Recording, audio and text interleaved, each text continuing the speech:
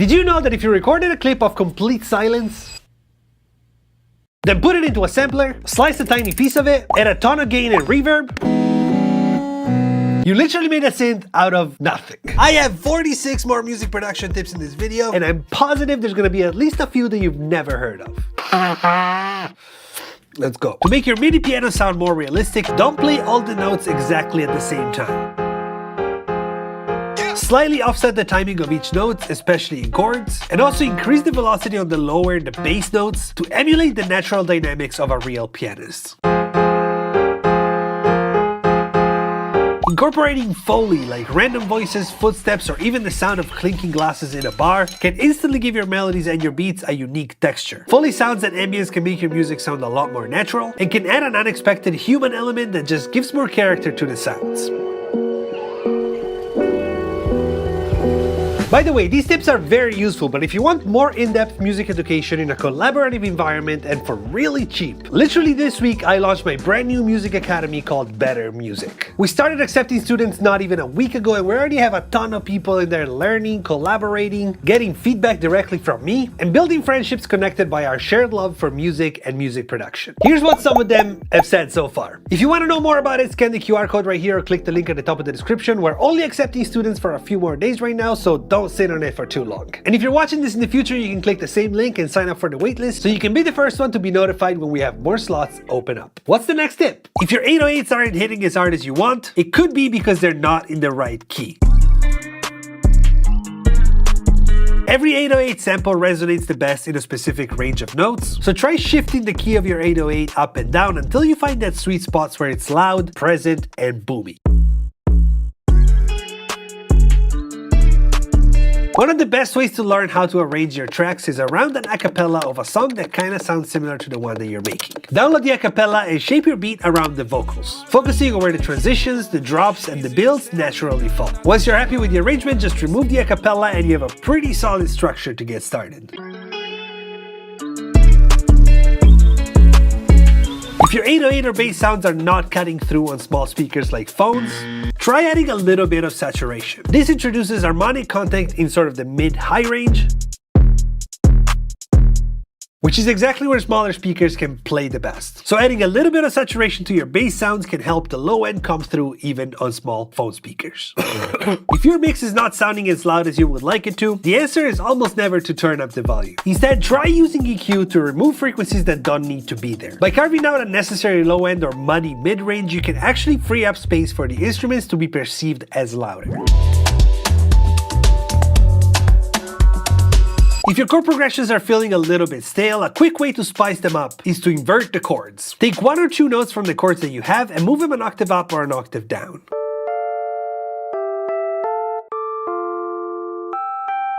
By the way, right now I'm working in Ableton, but all these tips are universal, doesn't matter if you're in FL, Logic, Pro Tools, or whatever else. If you're struggling to make impactful drum fills and transitions, try experimenting with slower triplets, like a quarter note or 8-note triplet. This creates sort of a slowdown effect that can help you build tension before a drop.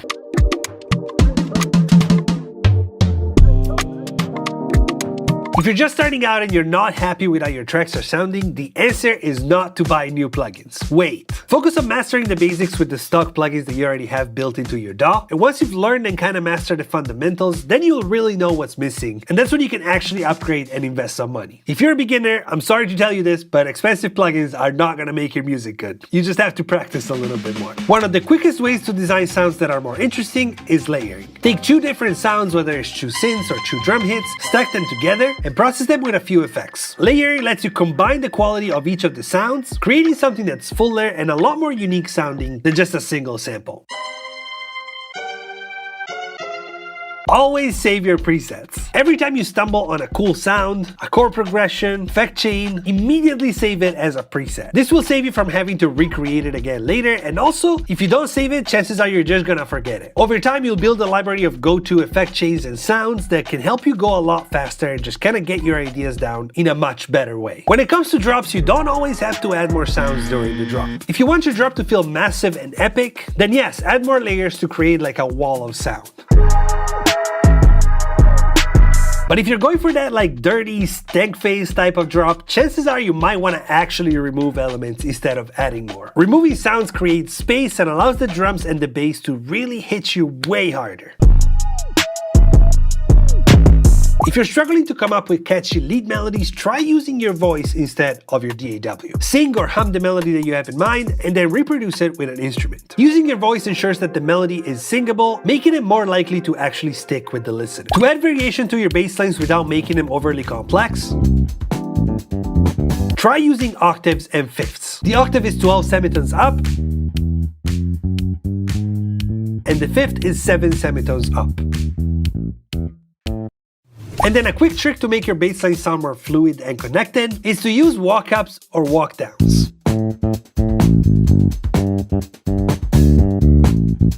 A fun way to spice up your tracks is to create an environment with reverb and then completely switch it up. This is going to give the listener like a wake-up call while they're listening because they got used to hearing the sound in a certain set, in a certain environment, and then you switch it on them and it feels completely different. So use a certain reverb on a certain section, but then switch it up completely for another section, or maybe just for one of the elements. This is something that I do every time I'm feeling uninspired. Just get your phone, record a random sound, like literally anything, then import it into your DAW and force yourself to use effects, stretch it, pitch it up and down as much as you can. Just really completely destroy the sound. To make your melodies sound fuller and more dynamic, a really quick trick is to add 1 or 2 instruments playing the root note a couple octaves above the rest of the melody.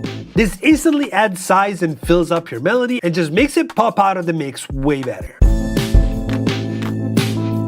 This is a really important one. There are no rules in music production. Always remember, no matter what anyone tells you, that there are no rules to what you do. There's just common practice. People call rules things that we tend to do often, but they're not actually rules. It's just what we tend to do often. If something sounds good to you and it's breaking one of these rules, then it's completely right. For a quick and effective way to create contrast between the intro and the drop, adjust the panning and stereo width of the track. For example, you can make the intro feel wide and expansive to give sort of like a big ambience vibe, and then tighten the stereo field for your drop to make it feel punchy and really in your face.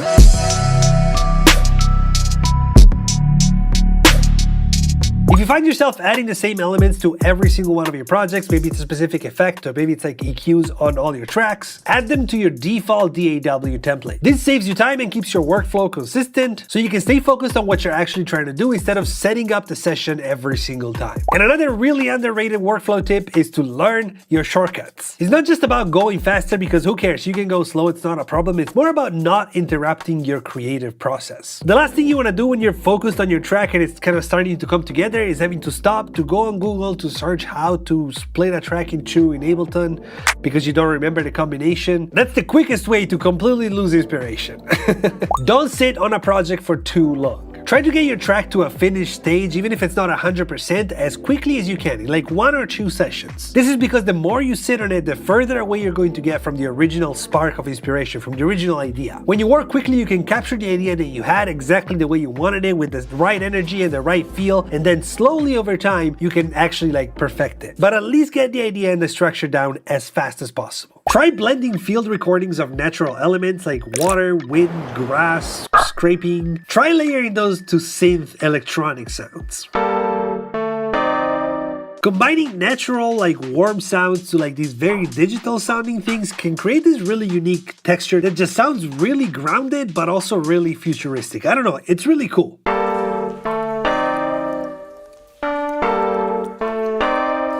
Don't be afraid to steal chord progressions or drum patterns. It's perfectly okay to borrow a chord progression from one of your favorite songs and use it as a starting point for inspiration. By using elements from something that you love, you're going to end up creating something fresh and unique. In fact, many iconic, legendary tracks throughout history were built exactly this way, by building upon something that artist loved. When you're building a melody or a bass line, instead of letting each note fill up the entire gap up to the next note,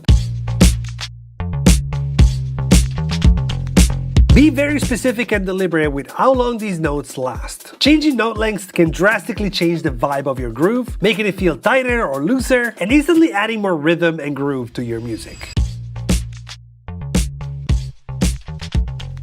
When you've got multiple layers or instruments that serve the same purpose, like all your drums or a stack of synths, group them together into a bus track and apply your effects to the entire group. The secret to a good mix doesn't start with EQ, compression, or anything like that. It's all about sound selection. If your samples and instruments already fit nicely with each other and are high quality sounds, the track is going to sound basically done even without doing anything.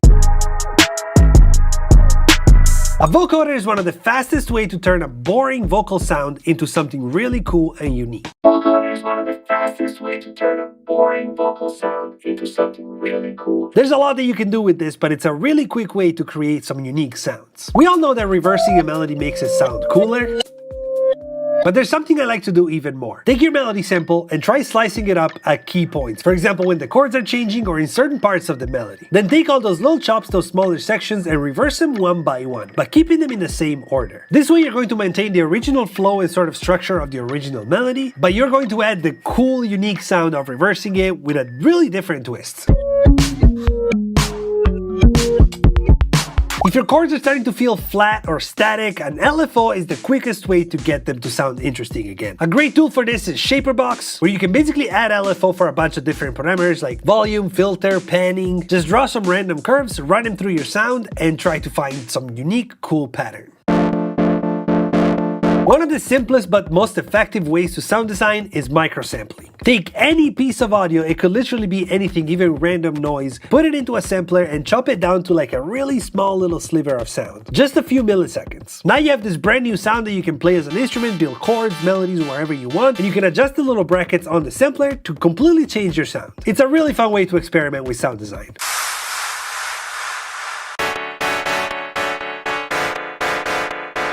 If your melody is sounding a little bit disconnected or too basic, try bouncing it onto a new track.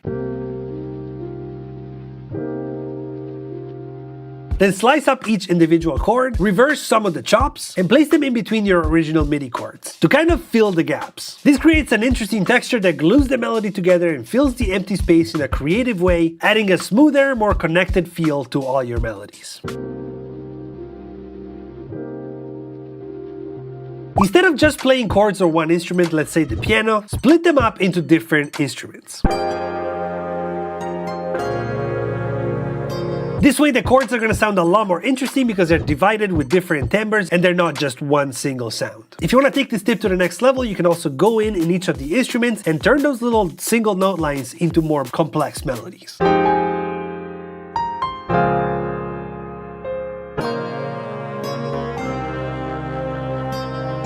If you're struggling to create the right swing for your drums, take a track from one of your favorite producers that really has that groove down and import it into your DAW. Then literally look at the audio wave and line up your kicks and snares and hi-hats with theirs. And this is going to help you really understand how they place their sounds off the grid. And then from there you can obviously tweak it and make it your own, but this gives you a really good starting point to get the swing right. If you want to create a wider, bigger sound when it comes to your synths and your leads, try detuning them a little bit up and down with each other, and then maybe even add a little stereo effect or a chorus. This is going to create a much richer, much bigger sound.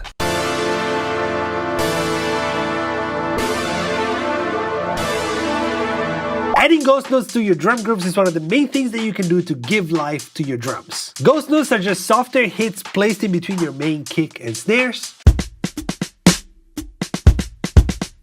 And they're going to create a more complex, more dynamic, and more human-sounding drum groove. It's a great way to take a very simple beat and make it swing. When applying reverb, especially to instruments like vocals or synths, add a high-pass filter to your reverb to remove the lower frequencies. This prevents the low end from getting too muddy with the reverb, ensuring that your kick and your bass still come through nice and clear.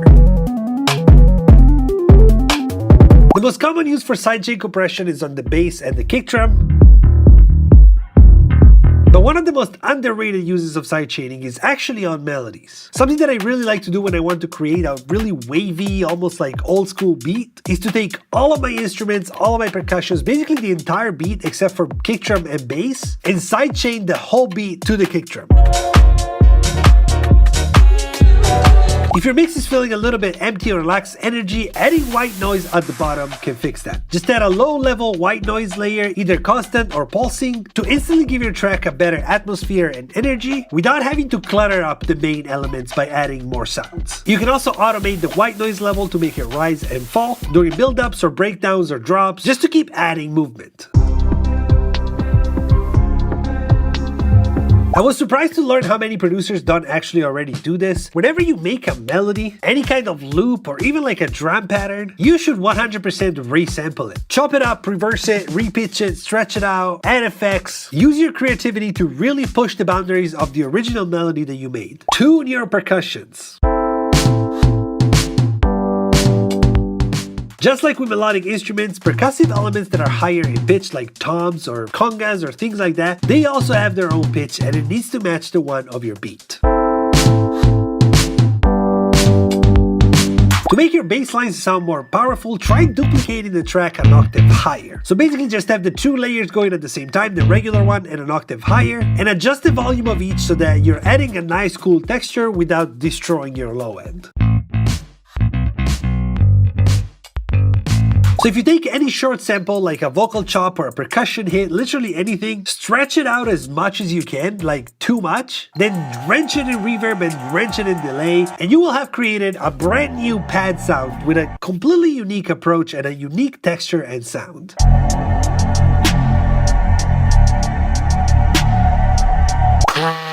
If you're getting kind of bored of your usual drum sounds, try recording everyday items. Keys, tables, pens, a door closing, literally anything. Just record a bunch of everyday sounds and experiment with layering them. Especially if you take some of these sounds and layer them on normal drums like a regular snare drum, you're going to have this really cool, unique, textured sound that can't really be replicated by any other producer or any other stock sound that you find.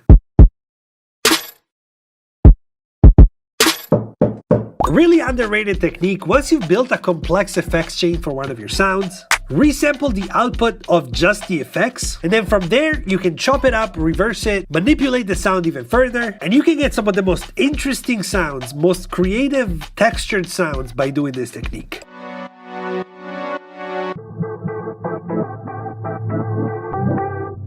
If you want more in-depth music education in a collaborative environment and for very cheap, check out my new academy, Better Music, at the link at the top of the description. Thank you guys, and I'll see you soon.